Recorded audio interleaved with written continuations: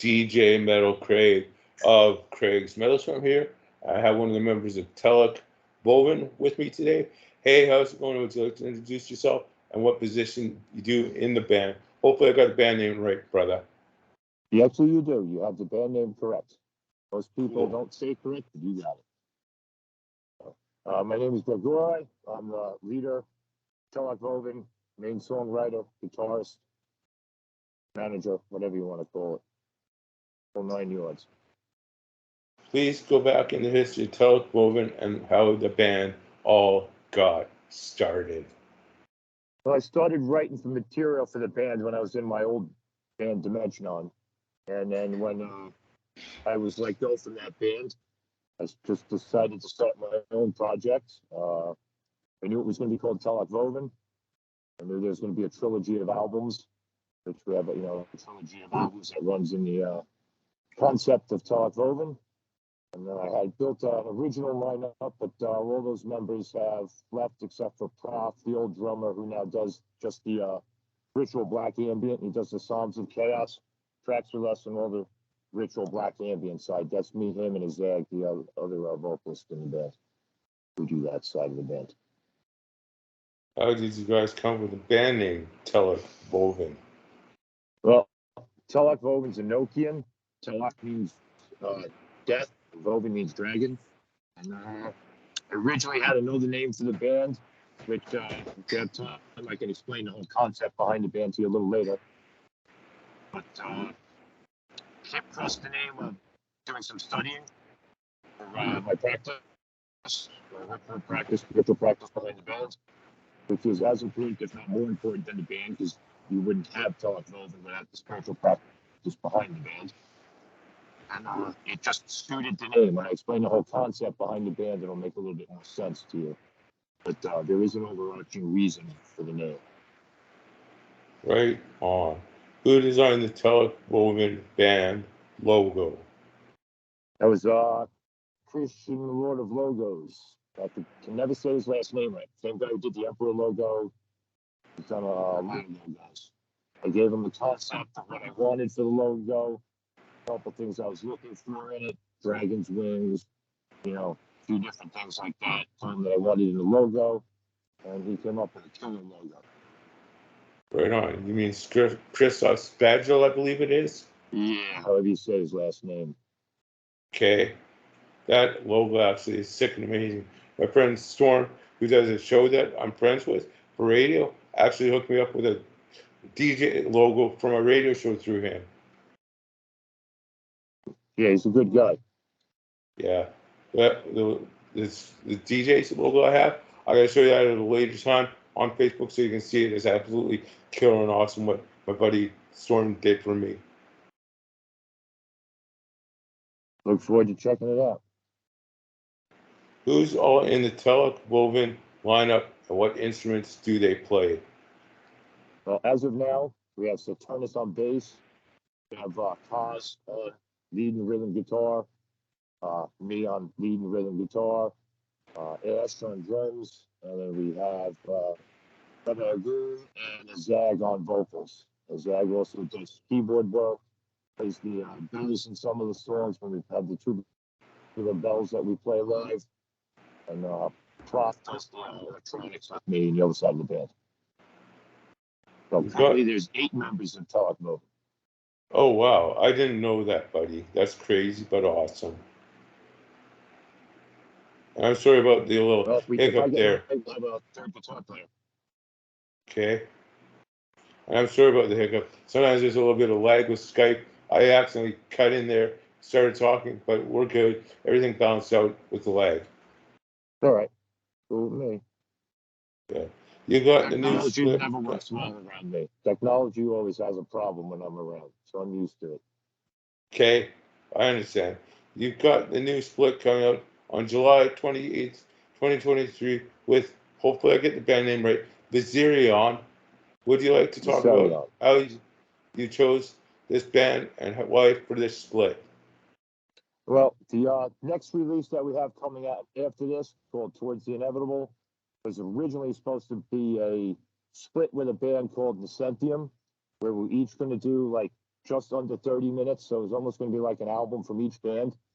For teloch vovin, I consider 40 minutes about an EP because I tend to write long songs, and the concept is intricate, so there's a lot going on there.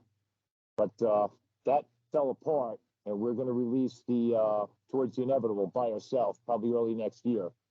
But the bass player for the band, Tasso, is a longtime friend of mine. And when that fell apart, he ended up, because of how it fell apart, him and the other guitar player quit the band. And a few months later, we were talking about getting plans set up to release Towards the Inevitable. And one of our vocalists, who's no longer with us, still helps out occasionally, but he let me know he's going to be leaving the band after the next 3 shows. So we decided to hold off on releasing Towards the Inevitable because it came out really, really good. We want to be able to support it live until we have the new lineup ready to go live, ready to hit the stage. So I happened to be talking to Tasso one day and said, hey, I'm playing in this new band, Viserion. And is it really good? I don't have the bullshit I had with the other band. So I said to him, hey, would you guys be interested in doing a split? And they were like, definitely, let's do it. And when the old split idea fell apart, me and Tasso made a promise that one day our 2 bands would follow through and do that split together. So when he got into Viserion, we were working on some other material, demoing songs, writing songs that ended up becoming the material that's on our side of the split. So I said to the guys in my band, I said, let's hold off on Towards the Inevitable, put that out later, and finish up this material we're working on. I'll do some ambient tracks, but, we can make one package out of it. And then, we'll put the split out with Viserion first to start, getting a little bit more name recognition and people to know who teloch vovin is. So when Towards the Inevitable comes out, more people can pick up on it. That was basically the reason to follow through on the promise that me and Tasso made to make the split happen, and also get something out to be able to hold off on putting this other release out until we're ready to play live. Right on, man. This next one's a good one. Who designed the album art for the split coming out on July 28th, 2023, with the bands of yours and Viserion? The artwork was done by a really good friend of mine, Elena. She lives in Greece. If you check out my Facebook page, people can see a link to be able to check out most of the one that did the Dirge to the Death of Life, Love and Hope video for us. And she's been a long-time friend of me in my life for like almost 20 years now. So she's always helping out with the band. Right on. If you're cool with it, it's okay. I get you to talk about a couple of songs from my favorites off your side of the split. Yeah, good. I'm still here. Say that again. Question didn't come too clear. Okay, I will. If you're cool with it, can I get you to talk a couple of my favorite songs off your side of the split? All right, go ahead. Which songs do you want to talk about? What are the themes and concepts behind the songs Keys to the Void and An Eastern Temple? Keys to the Void was a little keyboard piece that Zag came up with. I wanted to do with 3 metal tracks on the split. And everything that teloch vovin does is kind of conceptual. So everything kind of flows together when you listen to like a split or an album. So basically it's supposed to suck you in and just make you forget about the world, forget about your flesh, and sort of like leave things behind. So I wanted some, like pieces in between the 3 metal songs. So if you listen to the very beginning of the split, that little Elohim Asherim track that opens up the album, that's actually the sound the scientist was able to record the sound the black hole makes and raise it up in octave levels to a level that humans could hear. So I took that sound and messed with it, and it's running behind the whole, in between parts in the split and behind the split. So Johnny's Zag set up this keyboard piece, which I really liked, and I just put the sound, that messed with the black hole sound and put it behind it, and it connects the teloch vovin song and Dragonsworn perfectly. Eastern Temple is more of a death metal song for us, like black and death metal. A lot of the songs I write are very different. They come from different styles, but they all fit teloch vovin. I tend not to, even though I have some parts that I write that you can listen to, like that's a teloch vovin riff, the next song you listen to will be totally different than something else we did. So I wanted to do a song that was a little bit more death metal, kind of remind people we come from Long Island. It's a little bit of suffocation influence in there, some Morbid Angels, some Marduk in that song. And so that's the music side of it. And the lyrical side of it, the lyrics are kind of really in depth. And this song is actually part one. There's going to be two parts to this song. Basically because the lyrics are too long for the song. So I'll come up with a way to write another song for this. That'll probably be on the second album, or third album actually. But the lyrical concept is about the demonic side of all the elements. So if you read the lyrics, which I can send to you later, and we're going to post them online eventually, it goes through like earth. It says earth of earth, earth of water, earth of fire, earth of air, earth of spirit, and it kind of teloch vovin is very much inspired by the locality where I live on Long Island. We don't have any other death metal bands. There's not really a lot of people practicing occultism out here, Satanism. Most people are just into the Church of Satan idea, which is not Satanism to me. But the spirit of the place where I live, what's referred to as the genie Latorum, the spirit of the place, basically, is a very big influence for teloch vovin and for my life. So it's basically writing this song. Teloch vovin is an Eastern temple to that which I worship. So the song in Eastern temple is working through all the elemental, hard to explain without reading the lyrics, but it's all about the elemental spirits, the demonic side of the elemental forces in nature. And it's a way of honoring them and working with them. Right on, man.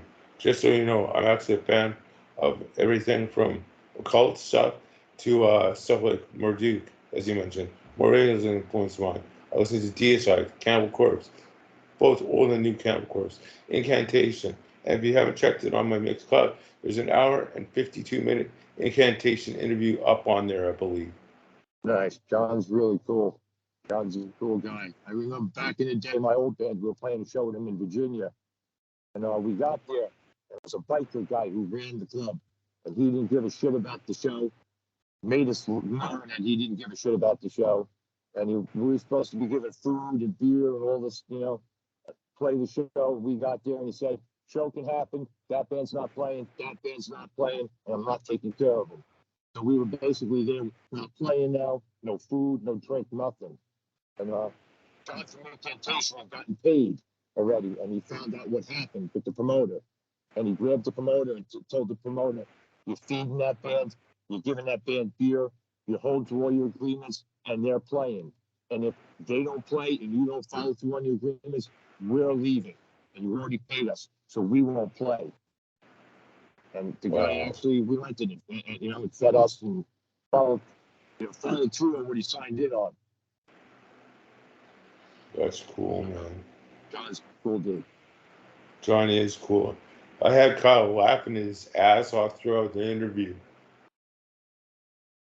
Yeah, no, it's good guys. Incantation's an amazing band. What are the band's immediate music career goals? Well, I don't know if I really have a career goal. I'm more doing music too. I don't care if I make it or live off of it. I'm not really interested in that. I refuse to compromise what we're doing, so that makes it a little bit hard too. But the career goals are basically there's a trilogy of albums within the teloch vovin concept.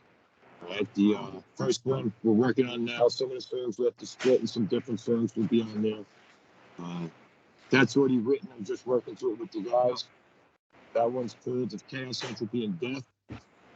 The second album is basically what we call a black ritual ambient album. It's more electronic. It's sort of satanic. It's within the concept. That's called the Songs of Chaos. That's going to be a cover disc.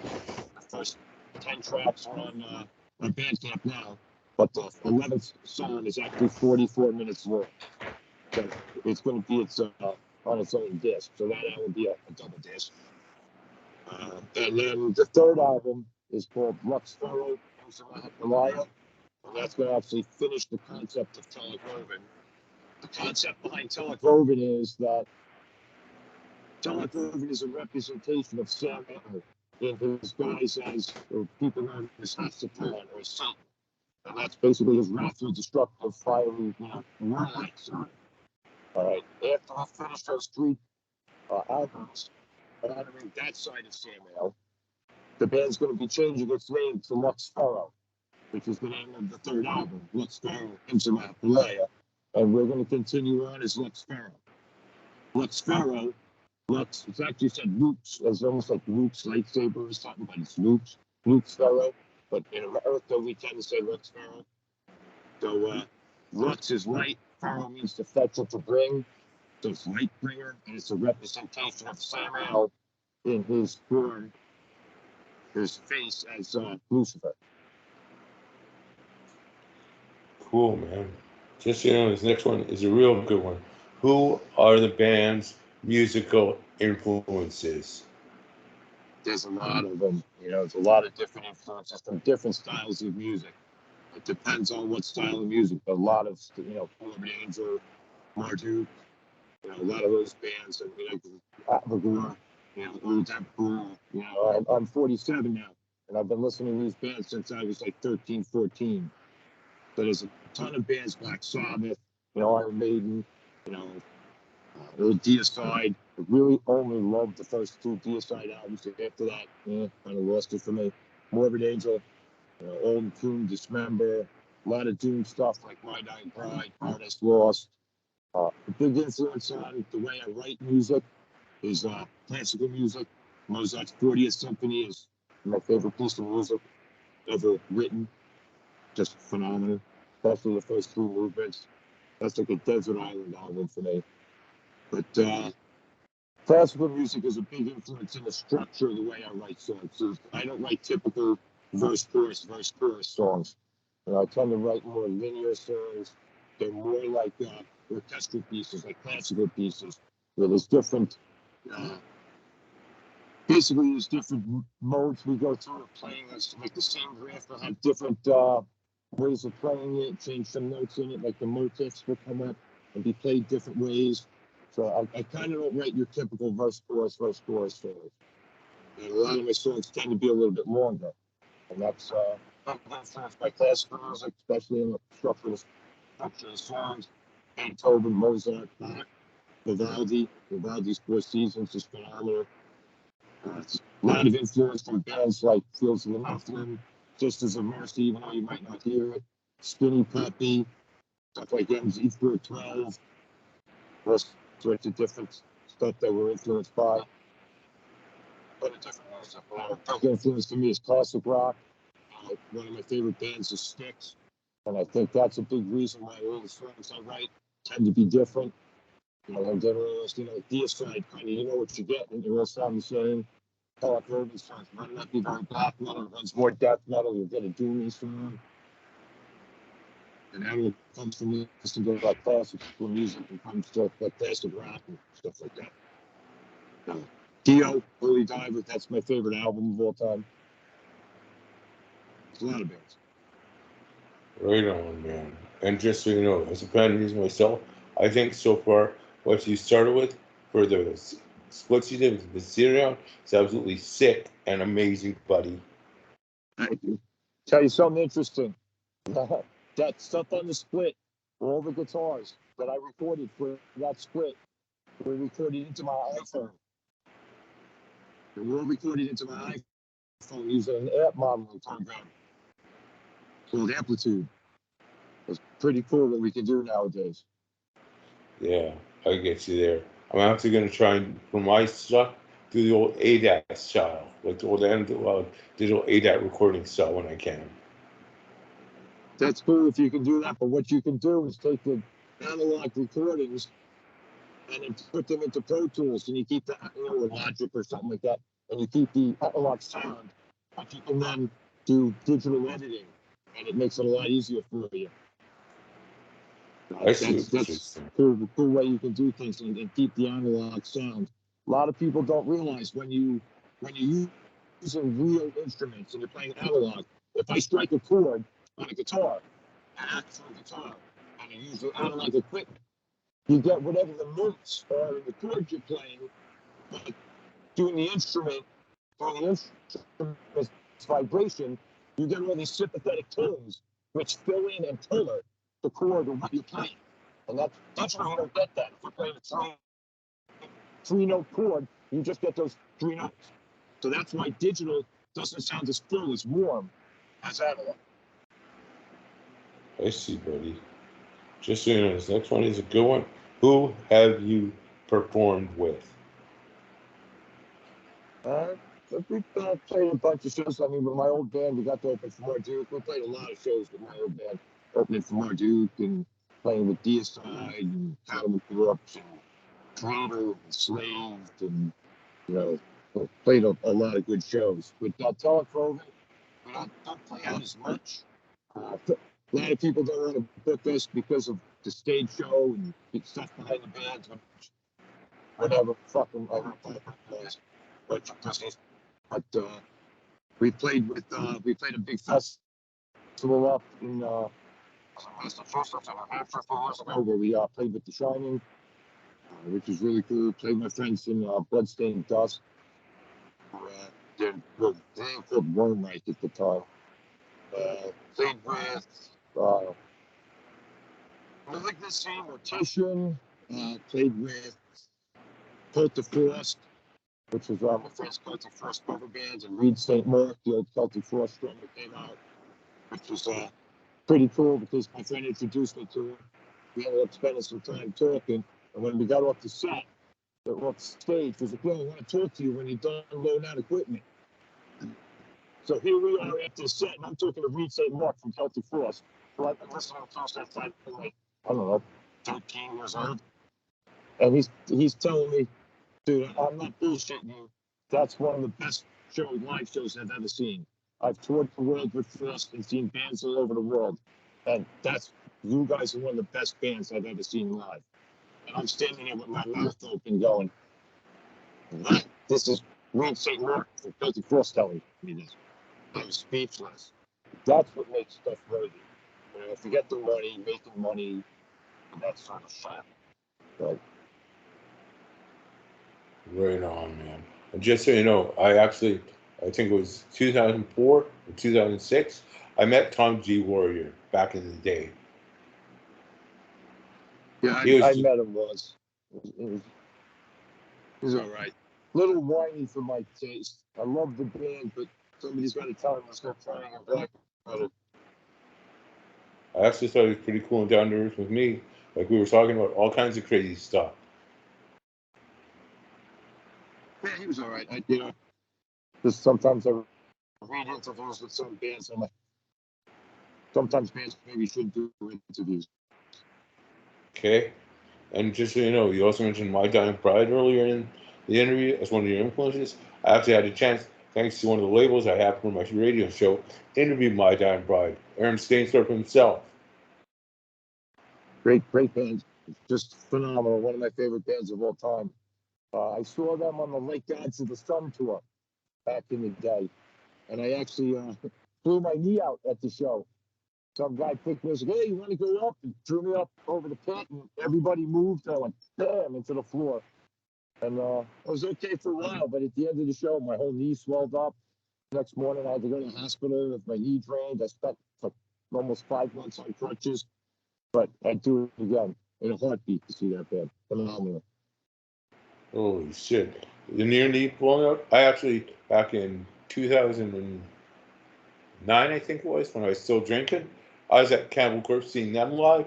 And I had my knee kicked out. Somebody caught me. I got pulled up. Knee popped back into place. I walked home on it that night. Didn't feel pain, but next day I was sore as hell, man. Yeah, there was no walking home on this thing, man. I basically had to hobble. They had to cut my pants off. My knee swelled up like a freaking watermelon. It was Holy fun. shit. It was interesting. But Damn. I'll never forget during the show, everybody's head banging, pop pit, place going crazy. And after one song, somebody screams out, "I thought you were a gothic band." And Aaron's like, "We're not a gothic band. We're a fucking metal band." Cool, That man. was a phenomenal show. Yeah. They played for like 2 hours. Wow. My Giant Bride has some killer Yeah. songs too. Phenomenal My band. my favorite song by My Giant Bride is "Feel the Misery." If you haven't heard that one yet. Yeah, I have that album. I haven't heard their albums. My favorite song? Crowd of Sympathy, maybe. I really like. I don't know. It's hard to pick because there's just so many songs with that band. There's Shameful Heaven. I just, Into the Ghost Lake, that song Into the Ghost Lake, that riff, that circular riff that just keeps going. Fucking amazing. Kneel Till Doomsday, another phenomenal song. Which band was that again? My Dying Bride. I thought you mentioned another one because there's another one I know. That's another killer band that you're gonna have to check out. It's doom metal as well. Doom VS with a colon in between it. I've heard of that. I never checked them out. If you want a funeral doom band to check out the band River Sardonicus. Okay, you'll have to send me the name of it on Facebook later. Yeah, the fucking funeral doom, really fucking slow, really fucking cool. Right on. This next one, I don't know if I've asked it yet or not. Where have you toured? Well, teloch vovin hasn't really done a lot of touring. I don't know how much touring we're going to do. It's not really feasible. And basically, being older, 47, having a job, house, stuff. I'm not going out on the road for 3 weeks and coming home with no money. I see teloch vovin probably was a band that maybe flies in, plays a bunch of shows, but that's all if the band takes off enough to really get the interest to do that. Honestly, I like playing live. I've always enjoyed playing live, but that's all right. I'm doing music a lot of times, and it's just getting more and more expensive. You just put gas in the vehicle. I mean, if you want to rent a van, it's like $1,500 for like 2 or 3 days. You're never going to make that back. So I don't know. teloch vovin playing live will be sporadic. We do enjoy it, but it really has to be worthwhile. Has to make sense. I'm 47 now. I've been doing this since I've been 19, 20 years old. I've played enough shows where we played for 37 people on a Wednesday night. I ain't doing that shit anymore. It's more about making music at this point.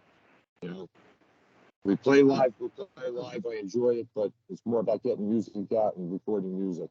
Seeing the stuff through. What are some of your favorite moments when in the studio? I'm one of the few people who love being in the studio. I love getting into the studio, and that's when you can take your ideas and really bring them into fruition. So add stuff on top of it.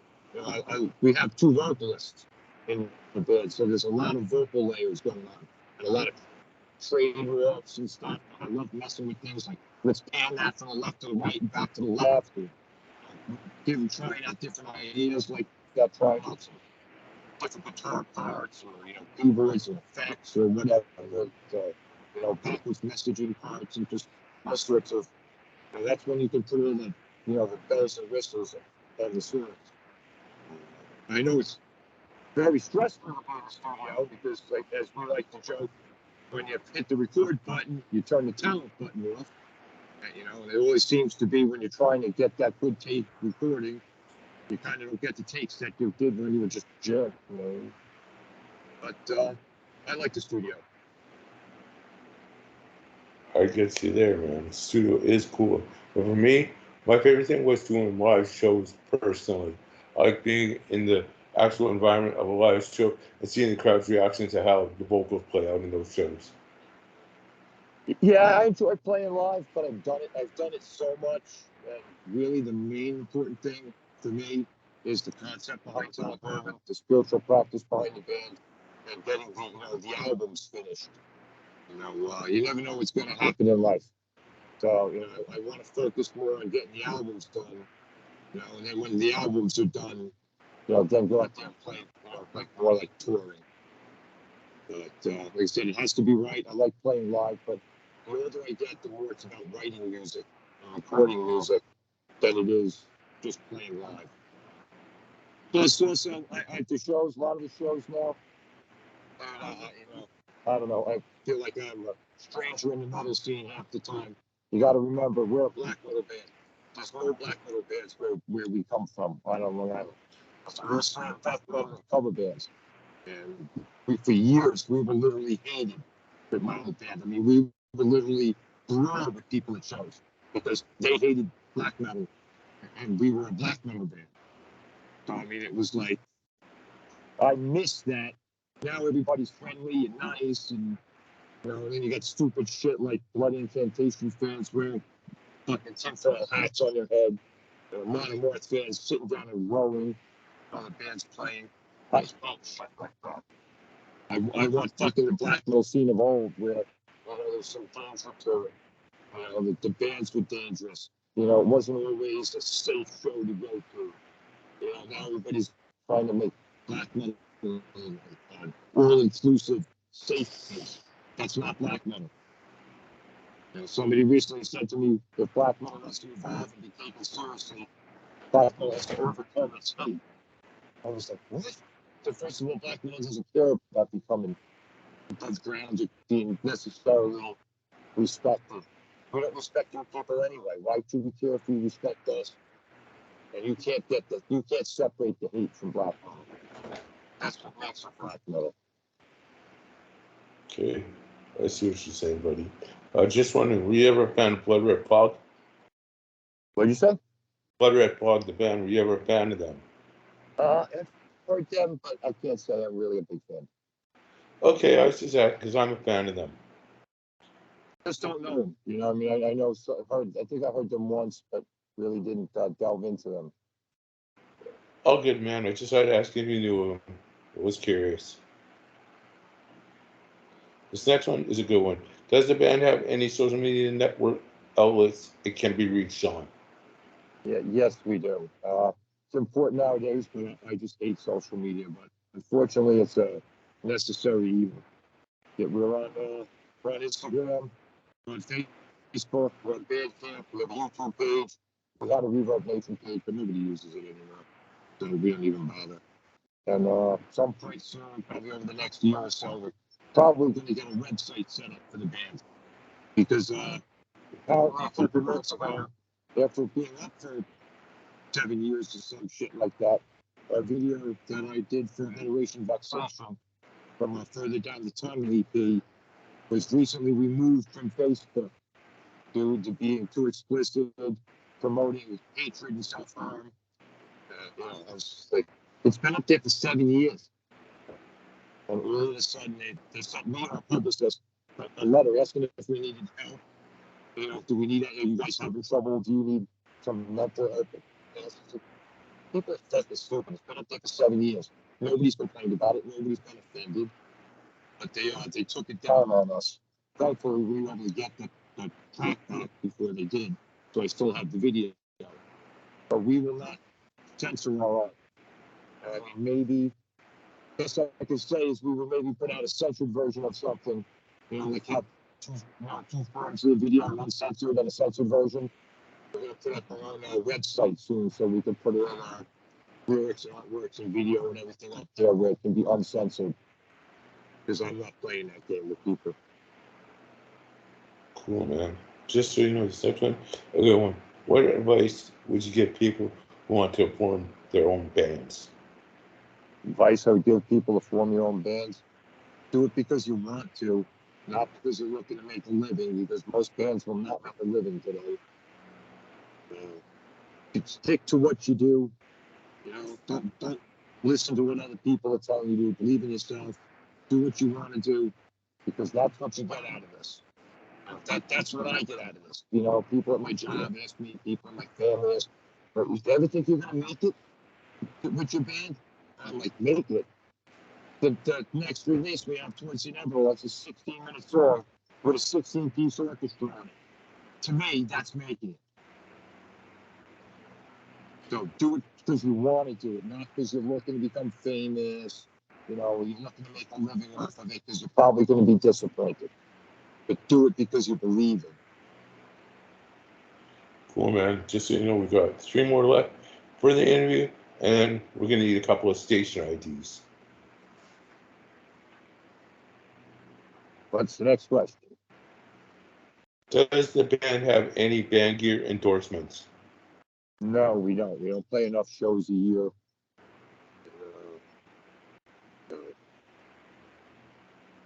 We'd be open to it, but you know, I don't think we play enough shows for any equipment companies to want to sponsor us.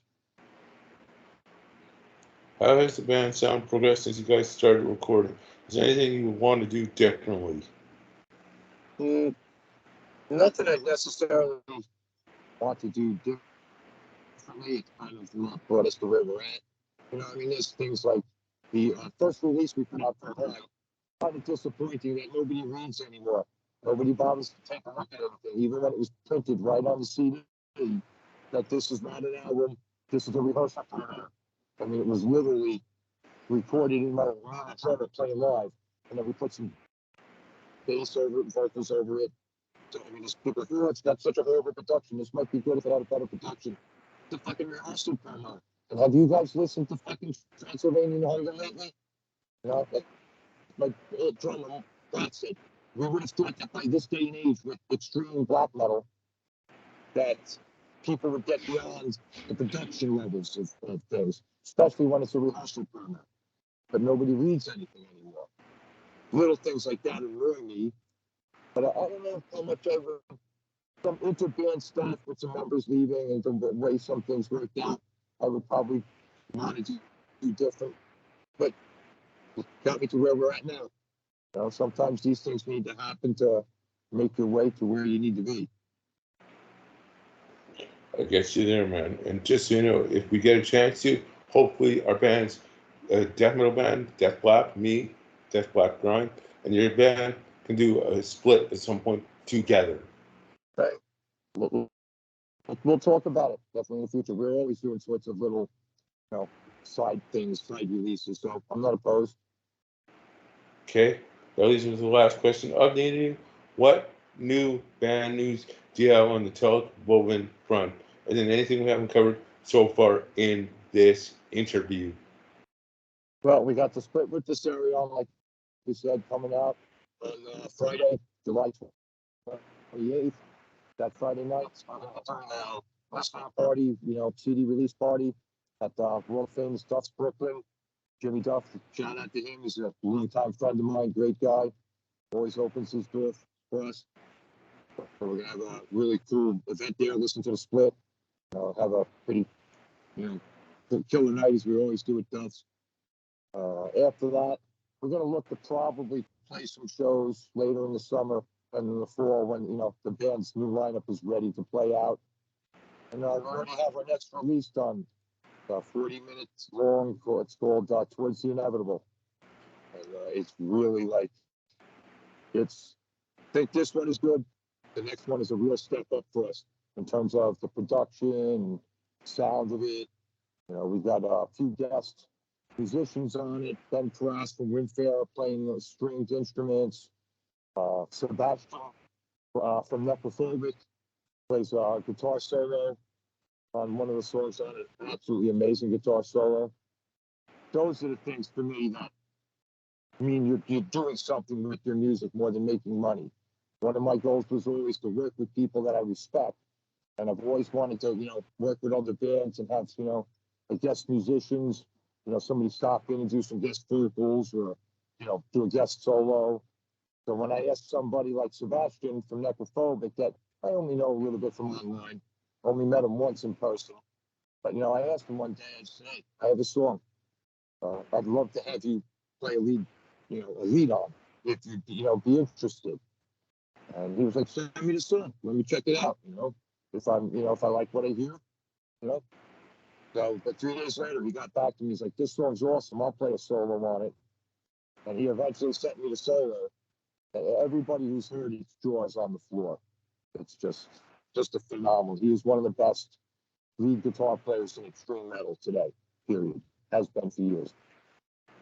So it's an honor and privilege to have him playing on the album. Same thing with my good friend Ben Cross from Windfarer, who played all the stringed instruments on the album. Cool, man. Just so you know, we're down to the station IDs now. The first one is, hey, this is, I'm going to use your alias. Hey, this is your name of teloch, vovin, and you're listening to Mangled Music Radio. You know when you're ready. Ready whenever you are.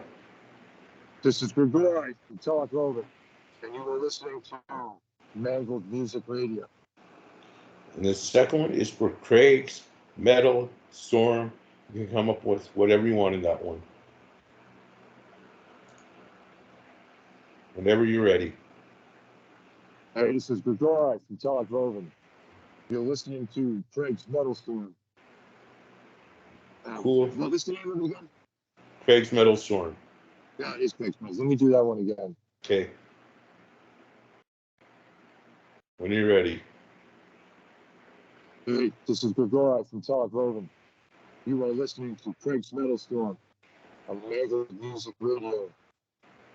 Cool. Thank you very much for the interview, and thank you very much for your time, man. Thank you, my friend.